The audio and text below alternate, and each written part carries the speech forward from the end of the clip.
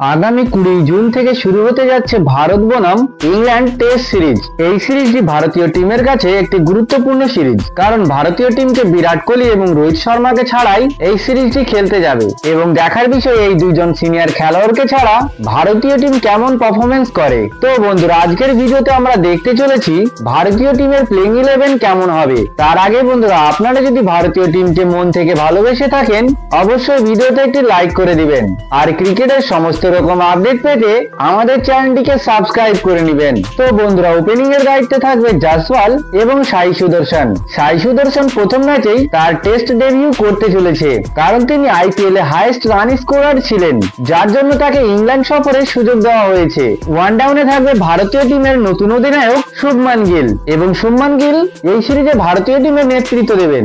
যদিও ভারতের বাইরে তার পারফরম্যান্স খুব একটা ভালো না, বিশেষ করে টেস্ট ক্রিকেটে তার ব্যাটিং এভারেজ মাত্র 26.25, তবুও তাকে ভারতীয় টেস্ট টিমের অধিনায়কত্বের দায়িত্ব দেওয়া হয়েছে। টু ডাউনে থাকবে করুণ নায়ার, তিনিও অনেকদিন যাবৎ ভারতীয় টেস্ট টিম থেকে বাইরে চলছে, কিন্তু তার ডোমেস্টিকে অসাধারণ পারফরম্যান্সের ফলে ভারতীয় টিমে পুনরায় ডাক পেয়েছেন। তবে দেখা যাবে কেমন পারফরম্যান্স করে। থ্রি ডাউনে থাকবে কেএল রাহুল।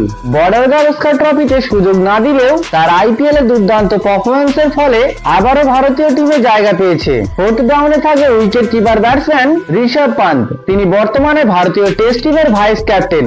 ঋষভ পান্ত ভারতীয় টেস্ট ক্রিকেটে একজন অন্যতম ব্যাটসম্যান, আর সেটিকে তিনি বারবার প্রমাণ করেছেন।